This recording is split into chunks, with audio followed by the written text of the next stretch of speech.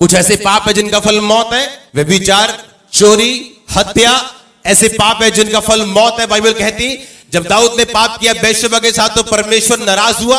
उसे मालूम था अब उसे माफी तो मिल जाएगी पर इसकी सजा उसे भुगतनी होगी। तीसरा पाप है उस पाप को करके कवर करने की कोशिश करना, और कवरिंग करने वाला पाप परमेश्वर कभी नहीं बख्शता। कि एक तो पाप किया बेशबा के साथ, अब उसे कवर करने के लिए उसके हस्बैंड को मरवाने की चाल चली और मरवा दिया।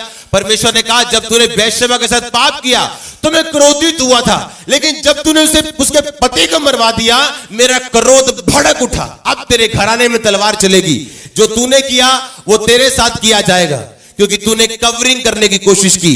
जब आप पाप कवर करने की कोशिश करते हो आप अपने आप को परमेश्वर की जगह रख लेते हो, और जब आप अपने आप को परमेश्वर की जगह रखते हो आप गिरते हो।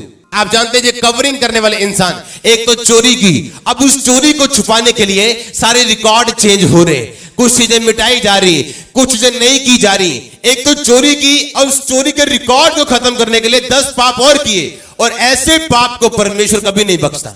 इनका फल ये मौत वाले पाप है, ये नरक जाने वाले पाप है। आप जानते हैं जब परमेश्वर कहता मैं घमंडियों से नफरत करता हूं, आप जानते हैं जब घमंडी बोलते तो कैसे बोलते हैं? मैं, हाँ, कि मेरे पास पावर है, मैं ऐसा कर दूंगा। आप जानते परमेश्वर का नाम क्या है? मैं जो हूं सो मैं परमेश्वर का नाम है। जब आप अपने आप को मैं में लेके आते हो आप गिरते हो, क्योंकि ये परमेश्वर का स्थान ले रहे हो आप। और उसी तरह से जब आप कवरिंग करने के लिए जाते हो आप परमेश्वर का स्थान लेते हो और आप गिरते हो। परमेश्वर ने आपको ग्रेट बनने के लिए बुलाया, इस बात को ध्यान रखो। हाँ, पर हर रोकने वाली वस्तु और उलझाने वाला पाप, रोकने वाली वस्तु और उलझाने वाला पाप, ये आपकी ग्रेटनेस में एक रुकावट है। हालेलुया। आपको अभी से शरीर पे काबू करना, अगर अब नहीं किया तो कभी नहीं कर सकते। कोई बात नहीं, मेरी शादी हो जाए उसके बाद मैं शरीर पे काबू करूंगा, तब तक मैं सेल्फ सेक्स करूंगा। नो, आप जब मैरिज हो भी जाएगी आपकी, आप फिर भी पाप में फंसेंगे, अपनी वाइफ के द्वारा दूसरे के पाप में फंसेंगे, क्योंकि आपको शुरू से शरीर पर काबू करने की आपको पास प्लानिंग नहीं है, ना ग्रेस आपने मांगी परमेश्वर से, ना आपने कुछ किया।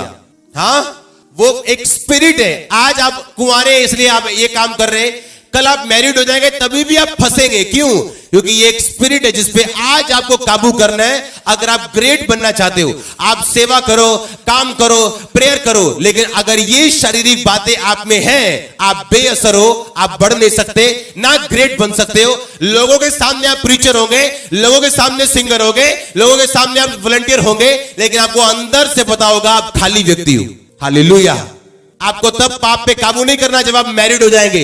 अब जब आप कुंवारे हैं, अपने हाथों, अपने बॉडी पे, अपने पांव पे, अपनी आंखों पे कंट्रोल रखो। आमीन। आपकी बॉडी, आपके हाथ और पांव मसा किए जाए और शैतान की सारी योजना यीशु मसीह के नाम में नाश हो जाए। हालेलुया। ये वो पाप है जो आपको ग्रेट बनने से रोकते हैं।